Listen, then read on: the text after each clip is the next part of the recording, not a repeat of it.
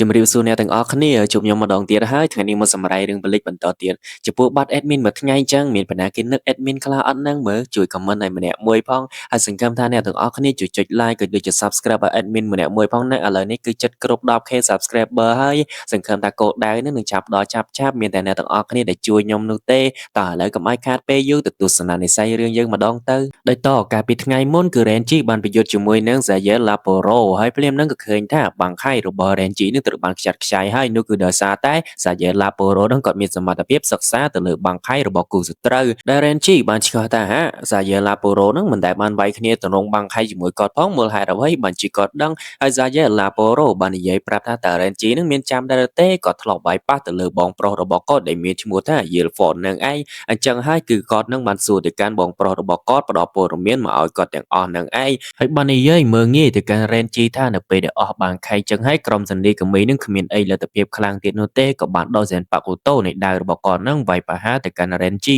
ហើយភ្លាមនោះ Renji ក៏មិនតន់អស់ដែរក៏បានប្រើ Zanpakuto របស់គាត់ទម្រង់ជាសឹកខៃវាយប្រហារទៅកាន់ Zayel Laporo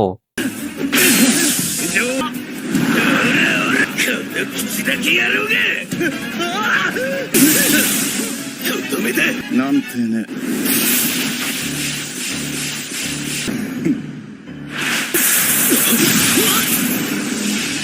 ពេលនេះឃើញហើយថា Renji នឹងបានស៊ីមកដើររបស់ Zayel ហើយ Zayel បាននិយាយថាអើយមុននឹងមិញក៏គាត់គ្មានបាច់អីណាទេគាត់តែផ្ដេកដើរតាមអារម្មណ៍របស់គាត់ធ្វើជាភ័យខ្លាចអញ្ចឹងណាហើយចំពោះចំហរបស់គាត់នឹងគឺមិនបានផ្លាស់ប្ដូរឡើយ Renji ក៏នឹកឃើញនៅកន្លែងនឹងផងដែរដែលមិនអស់ចិត្តទេ Renji នឹងក៏រត់ចូលសម្ដៅវាយទៅកាន់ Zayel ម្ដងទៀតតែលើកនេះមានអី Zayel គេមិនបធូរដៃទៀតណាវាយបកមកកាន់ Renji នឹងឲ្យខ្ទាតឈាមនៅកន្លែងនោះហើយ Renji នៅតែរឹងក្បាលនឹងវាយបកទៅកាន់ Zayel ម្ដងហើយម្ដងទៀតពេលហ្នឹងក៏ឃើញថា Zayel បានកាប់ឲ្យ Renji នឹងដេកដួលនៅកន្លែងនោះភ្លាមនោះក៏ឃើញថាមានអារ៉នការពីនឹងមកប្រាប់ Zayel ថាអារ៉ន Nero ដែលប្រយុទ្ធជាមួយនឹង Rookie នឹងបានស្លាប់ហើយ Zayel នេះវិញបានប្រាប់ទៅកាន់ Renji ថាអ្នកដែលសម្លាប់ទៅកាន់អារ៉ន Nero នឹងឥឡូវក៏គាត់បានស្លាប់ផងដែរហើយគាត់នឹងមានឈ្មោះថា Rookie Kuchiki គាត់ទៅលើបែបហ្នឹងភ្លាម Renji មានការខឹងសម្បានណាគាត់មិនជឿនោះទេក៏បានវាយប្រហារទៅកាន់ Zayel ម្ដងទៀតដែលដឹងថាការវាយប្រហារនឹងគ្មានប្រយោជន៍ក៏ដោយក៏គាត់នៅតែវាយដែរព្រោះតែកំហឹងក៏ព្រោះតែគាត់គិតថា Rookie នឹងគឺមិនបានស្លាប់នោះទេក៏លេឃើញ Ichigo យើងអានេះវិញនឹងកំពុងតែរត់គាត់ក៏នឹកឃើញផងដែរថាធម្មពលវិញ្ញាណរបស់ Rookie នឹងគឺត្រូវបានបាត់បង់ហើយនឹងភ្លាមនោះដែរក៏ឃើញថា Okwinara បានឈរនៅខាងមាត់ទ្វារខាងលើនោះឯងនិយាយជាមួយនឹង Ichigo គ្រាន់តែឃើញ Okwinara ភ្លាម Ichigo ចាប់ផ្ដើមនឹកឃើញសម័យហើយតាអាមួយនឹងឯងដែលចុះទៅកាន់ពិភពផែនដីជាលើកដំបូងដែលចេញមករក skill Urahara ហើយនឹងខតដាវរបស់ Grim Chou នឹងឯងហើយភ្លាមនោះគឺ Okwinara មានការរំភើបចិត្តខ្លាំងណាស់ដែល Ichigo នៅចាំខ្លួនគាត់បានហើយ Okwinara បាននិយាយឌឺទៅកាន់ Ichigo ថាមិត្តរបស់គាត់ម្នាក់នឹងគឺត្រូវបានស្លាប់ហើយស្លាប់នៅពេលដែលប្រយុទ្ធជាមួយនឹង Aaron Nero នឹងឯងពួកគេស្លាប់ដោយសារតែការចាក់គ្នានឹងទៅវិញទៅមកលើបែបហ្នឹងហើយ Ichigo មានអារម្មណ៍បែបហ្នឹងផងដែរនឹងក៏ដើរចេញពីកន្លែងនោះដោយមិនខ្វល់ពី Okwinara ឡើយហើយ Okwinara បាននិយាយឌឺថាចង់ចាក់ចេញពីកន្លែងនេះដោយមិនខ្វល់ពីគាត់នឹងទៅរួចដែរឬទេហើយ Ichigo បាននិយាយបកមកវិញថា Okwinara នឹងមិនមែនជាអ្នកសម្លាប់តែការ Rookie ទេអញ្ចឹងគាត់គ្មានមូលហេតុអ្វីត្រូវចាំបាច់វាយទៅកាន់ Okwinara នោះទេក៏ប៉ុន្តែ Okwinara បានបោះពាក្យសម្ដីទៅហើយចុះបើគាត់ជាអ្នកបង្ខំឲ្យ Orihime មកទីនេះនឹងថា Ichigo សមហេតុផលនឹងវាយជាមួយគាត់ដែរឬទេហើយ Ichigo ហក់ចូលទៅកាប់ទៅកាន់ Okwinara យ៉ាងខ្លាំងហើយបាននិយាយថាតើអ្នកឯងដឹងទេនៅពេលដែល Orihime មកទីនេះនឹងមនុស្សគ្រប់គ្នានិងសនីកមីទាំងអស់ត្រូវបានចោទប្រកាន់ទៅកាន់នាងថាគឺជាមនុស្សក្បត់ហើយពេលនេះអ្វីគ្រប់យ៉ាងដែល Ichigo មាននឹងធម្មពលទាំងអស់នឹងគាត់នឹងបញ្ចេញនៅកន្លែងនេះតែម្ដងគោលបំណងគឺដើម្បីផ្ដួលទៅកាន់ Okwinara ដោយត្រឹមតែមួយប្រព្រឹត្តផ្នែកតែប៉ុណ្ណោះ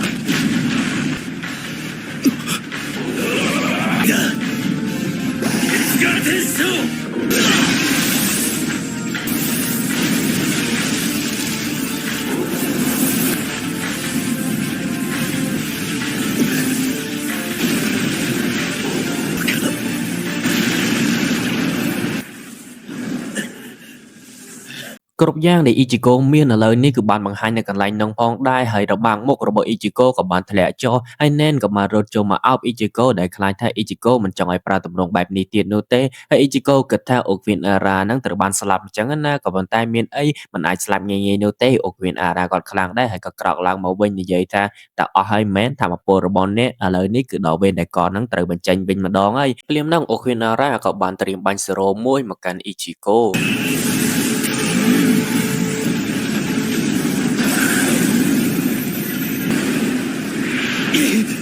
それで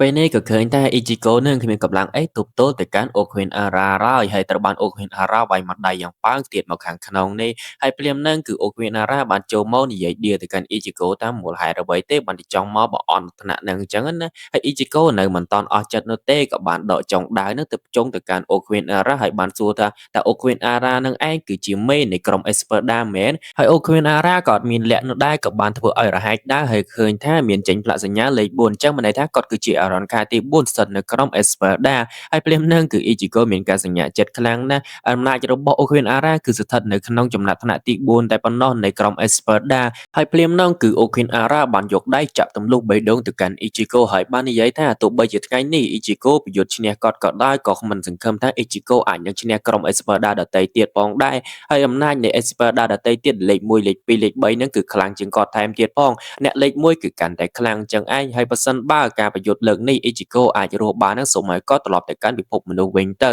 ហើយ Ichigo ក៏បានដេកដួលនៅកន្លែងនោះផងដែរដែលឡែក Orihime យើងឯវិញក៏ទទួលបានថាមពលដែលបញ្ជាក់ថា Ichigo ឥឡូវនេះនឹងកំពុងតែស្ថិតនៅក្នុងគ្រោះថ្នាក់យ៉ាងខ្លាំងក្លាផងដែរនឹងភ្លាមនោះក៏ឃើញថាមានមនុស្ស2នាក់នឹងបានគោះទ្វារមកកាន់ Orihime ហើយនិយាយសួស្ដីទៅកាន់ Orihime នឹងយ៉ាងលយតែម្ដងបើឲ្យឃើញ Sayelaporo កំពុងតែប្រយុទ្ធគ្នាជាមួយនឹង Renji នៅតែប្រើទម្រង់ជាសឹកខៃរបស់គាត់នឹងវាយប្រហារទៅកាន់ Sayelaporo ម្ដងនេះគឺ Renji មានការសប្បាយចិត្តខ្លាំងណាស់ដែលបានធ្វើឲ្យ Sayelaporo នឹងគេចេញពីកន្លែងចាស់របស់គាត់បានហើយភ្លាមហ្នឹងក៏ឃើញថាប្រើនឹង Zenpakuto របស់គាត់នឹងទៅព័ទ្ធជុំវិញទៅកាន់ Sayelaporo ក៏ប៉ុន្តែមើលទៅហាក់បីដូចជាមិនអាចចាប់ Sayelaporo បាននោះទេក៏ត្រូវបាន Sayelaporo នឹងចេញមកបញ្ញាក់ Renji នឹងឲ្យផ្អើលនៅកន្លែងនោះ Renji នៅតែប្រឹងវាយនឹងដូចជាគ្មានអីទេវាយទៅបានត្រឹមតែបាក់ចុងដាវរបស់ Sayelaporo ស្អីគេវាយបានបាក់តែចុងដាវនឹងឯងសមត្ថភាពមានតែប៉ុណ្្នឹងឯងនឹងភ្លាមនោះ Saye ក៏បានចុចក្របបែកប៊ឹងពេលនោះក៏ឃើញថាមានចេញអរុនការជាច្រើនដែលក្រុមនឹងឯងគឺមានឈ្មោះថា Frashine ចំពោះ Frashine នេះគឺ Saye បានប្រាប់ថាគឺមានតែមួយទេដែលពិតប្រាកដហើយភ្លាមនោះក៏បើកការវាយប្រហារទៅកាន់ Renji តែម្ដង 集団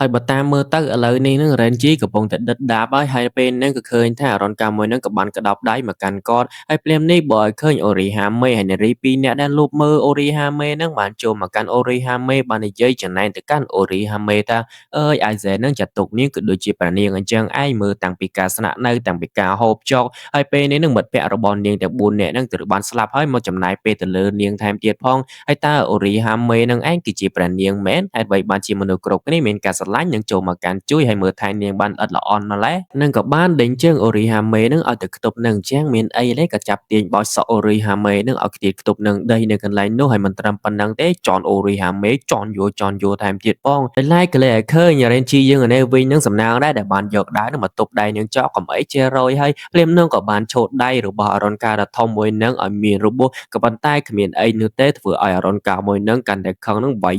យោមិនដឹងទិសមិនដឹងសម្ដៅអ្វីនោះទេហើយពេលនេះក៏ឃើញថាត្រៀមกับដាប់ដៃវាយមកកាន់ Renji ហើយសំណាងដែរពេលនេះក៏ឃើញថាមានក្របព្រួញដែលហោះមកនិយាយក្របព្រួញយើងនឹកឃើញថាជានរណាគេមនុស្សនោះគឺជា Oryu នេះឯងដែលបានទម្លុះអញ្ចឹងនៅចិត្តនោះមកជួយទៅកាន់ Renji បើឲ្យឃើញនារី Orihime យើងនេះវិញនឹងកំពុងតែដិនដាបហើយនៅទីនេះម្នាក់ឯងនឹងហើយទៅបាននារីពីណានោះចូលមកវេប្រហារទៅកាន់នាងហើយដើរចូលទៅកាន់ Orihime ថៃហើយបើខែការពារមកគាត់ចង់តេស្តសមត្ថភាពមួយហើយនារីម្នាក់នឹងគឺបានប្រើទម្រង់ Zero ដែលគាត់ទៅរៀនចេះថ្មី ថ្មីហ្នឹងឲ្យ Orihime បើកមកវាយប្រហារជាមួយនឹងគាត់ Orihime បានបកាច់អីគឺគាត់មិនព្រមនោះទេក៏ប៉ុន្តែភ្លាមនោះគឺមានឃើញថាអ្វីមួយហ្នឹងបានបន្ទូចេញមកពីក្រោយក៏ស្រាប់តែបង្ហាញឃើញថាគឺជាគ្រីមជើបានមកដល់កន្លែងហ្នឹងផងដែរមកដល់ភ្លាមគ្រីមជើក៏បានទាញនារីម្នាក់នោះឲ្យបោកទប់នឹងអញ្ចឹងហើយម្នាក់ទៀតដែលកំពុងតែរៀន Zoro ចេះថ្មីហ្នឹងចូលមកវាយជាមួយនឹងគ្រីមជើតែមានអីទេគ្រីមជើတော့បានប្រើ Zoro បាញ់ទៅកាន់នាងម្នាក់នោះឲ្យបែកឈាមបែកសាច់នៅកន្លែងនោះតែម្ដងហើយចំពោះម្នាក់ដែលខ្ទប់នឹងអញ្ចឹងនោះគ្រីមជើឃើញឲ្យវេទនាដល់កហើយដើរចូលសម្ដៅទៅយ៉ាងលឿនហ្នឹងទាត់នាងមួយជើងយកខ្ពៀតនៅកន្លែងនោះ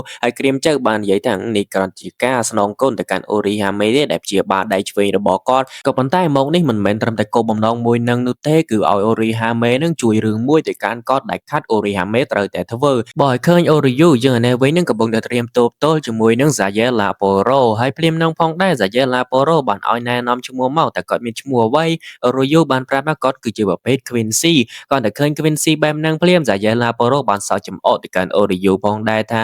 Quincy នឹងឯងគឺប្រកួតចាញ់ទៅលើ Shiroshi លើកមុនហ្នឹងមែនដែលគាត់បានដឹងពីអំណាចរបស់ Quincy អស់ហើយដែលបង្កើនធម៌ពលយ៉ាងខ្លាំងក្លាជាមួយនឹង Rising ហើយ Oryu គាត់មិនជឿទេបើសិនជាចង់ដឹងតោះឥឡូវសាកមើលសិនមកព្រាមហ្នឹងគឺ Oryu បានរត់ចូលទៅខាងក្រោមបញ្ចុងព្រួយទៅកាន់នៅ Zayel នៅពីក្រោយហើយក៏បានបាញ់ព្រួយហ្នឹងចូលទៅកាន់ Zayel ហើយឃើញថា Zayel ហ្នឹងបានធ្លុះបែកពោះនៅកន្លែងនោះតែម្ដងហើយចំពោះកូនចៅតែប្រមាណនេះមានការភ័យស្រោសនជាខ្លាំងឃើញ Zayel អញ្ចឹងណាហើយ Oryu គាត់ក៏សប្បាយចិត្តដែរក៏ប៉ុន្តែមួយសន្ទុះក្រោយមកឃើញថា Zayel ហ្នឹងក៏បានធ្វើឲ្យដួលរបស់ Sea Snyder ហ្នឹងហើយបានក្រោកវិញហ្នឹងសើចសប្បាយតែម្ដងហើយបានប្រាប់ថាចុះបើគេនិយាយប្រាប់ថាគេដឹងធម៌ពលរបស់ខ្លួនឯងប្រឹងមកវាយគេទៀតអញ្ចឹងណាធម៌ពលបានខាយធម៌ពលរបស់ Quincy ហ្នឹងបាច់មកវាយប្រហារជាមួយនឹងគេទេសិតតែអ្នកអន់អញ្ចឹងហើយភ្លាមនោះគឺ Oryu គាត់មិនអស់ចិត្តទេក៏បានវាយប្រហារថែមទៀតហើយក៏ប៉ុន្តែគួរអកុសលណាធ្នូរបស់ Oryu ត្រូវបានបែករលាយនោះគឺដោយសារតែ Zayel នឹងឯងជាអ្នកបំបែកវាហើយភ្លាមហ្នឹងគឺ Renji បានចូលមកប្រាប់ Oryu ថា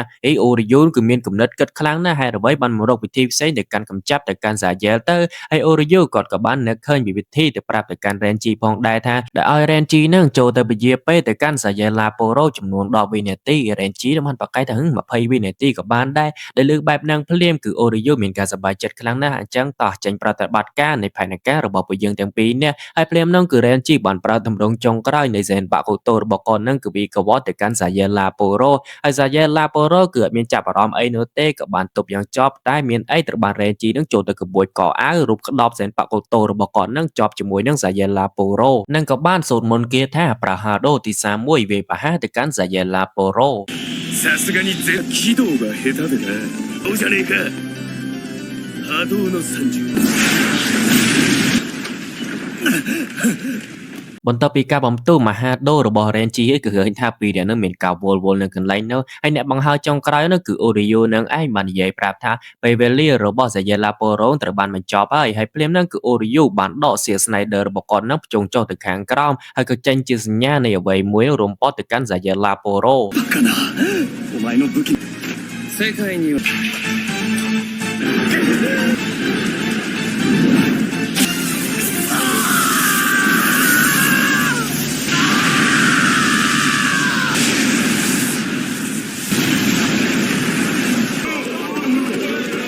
បន្ទាប់ពីស៊ីមួយអន្ទាក់របស់ Oryu ឥឡូវឃើញថា Zayela Poro នឹងកំពុងតែជាប់គាំងនៅកន្លែងនោះហើយបំទូយ៉ាងខ្លាំងផងដែរហើយចំពោះទិញនិចមួយនឹងឯងគឺ Oryu បានឲ្យឈ្មោះថា Quincy Seichan តែវាអាចដំណើរការទៅបានហ្នឹងគឺបញ្ចុកទឹករបស់ Jinto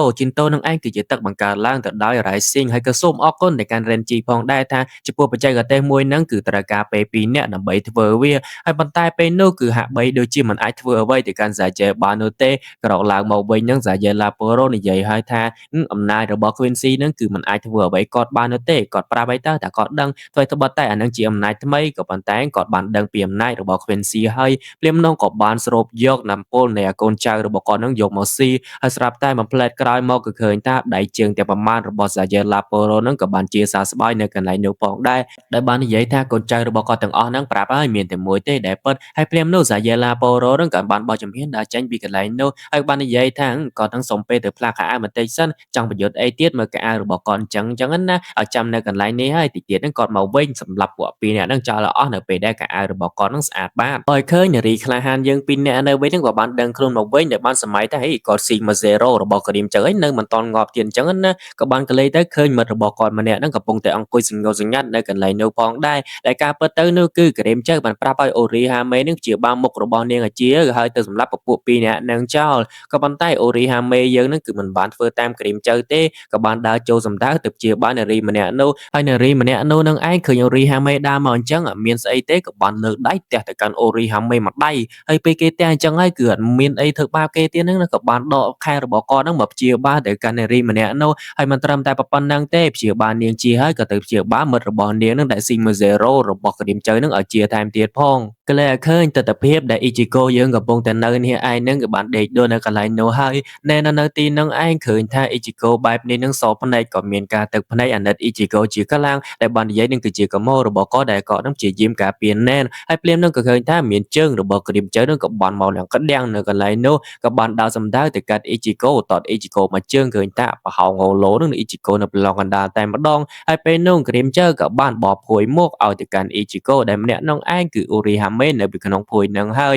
គាត់បានប្រាប់ឲ្យអូរីហាមេថាចាប់ជាបាលអ៊ីជីកូឲ្យជាទៅដាច់ខាតហើយគឺត្រូវតែព្យាបាលអ៊ីជីកូឲ្យជាចាប់តាមដែលអាចធ្វើទៅបានហើយភ្លាមនឹងក៏ឃើញថាពីអ្នកដែលកំពុងតែយាមនៅកន្លែងអូរីហាមេនេះឃើញថាគ្វីនអូរ៉ានឹងក៏បានដើរទៅកន្លែងនោះហើយចំពោះអូគ្វីនអារ៉ាក្រៀមជើក៏ថាចាំមើលក៏នឹងបន្តអាក្មេងនឹងមកដឹងដៃតែម្ដងឲ្យស្កប់ចាស់ឲ្យស្កប់ទុំអញ្ចឹងណាហើយក្រៀមជើបានប្រាប់ទៅកាន់អូរីហាមេថាជាបើអ៊ីជីកូចាប់ជាលឿនណាគាត់មានគោលបំណងមួយគឺចង់ប្រយុទ្ធជាមួយនឹងអ៊ីជីកូឥឡូវនេះឃើញថាអ៊ីជីកូក៏បានដឹងខ្លួនមកវិញក៏ប៉ុន្តែនៅមិនតាន់ធូរស្បើយនៅឡើយទេក្រៀមជើក៏បានប្រាប់ឲ្យអូរីហាមេចាប់ជាបើលឿនទៅអូគ្វីនអូរ៉ាហ្នឹងមកដល់ឥឡូវហើយអូរីហាមេបានប្រកែកគាត់មិនចង់ជាបើឲ្យជាទេបើជាទៅក្រៀមជើនឹងវាយទៅកាន់អ៊ីជីកូឲ្យស្លាប់ទៀតហើយក្រៀមជើនឹងនៅបានស្រែកយ៉ាងខ្លាំងទៅកាន់អូរីហាមេសំណាងដែរពេលនោះគឺឃើញថាអូគ្វីនអូរ៉ាក៏បានមកដល់កន្លែងហ្នឹងដែរនិយាយប្រាប់ទៅកាន់ក្រៀមជើថាតើប្រូឯងនឹងចង់ធ្វើអ្វីហើយចំពោះសេរីរឿងនៃថ្ងៃនេះសូមស្លេះត្រឹមប៉ុណ្្នឹងសិនអ្នកទាំងអស់គ្នាជួបគ្នានៅថ្ងៃស្អែកតែការប៉ះគ្នាក្រៀមជើអូគ្វីនអូរ៉ាអ៊ីជីកូនឹងតើនឹងទៅជាយ៉ាងណាដែរ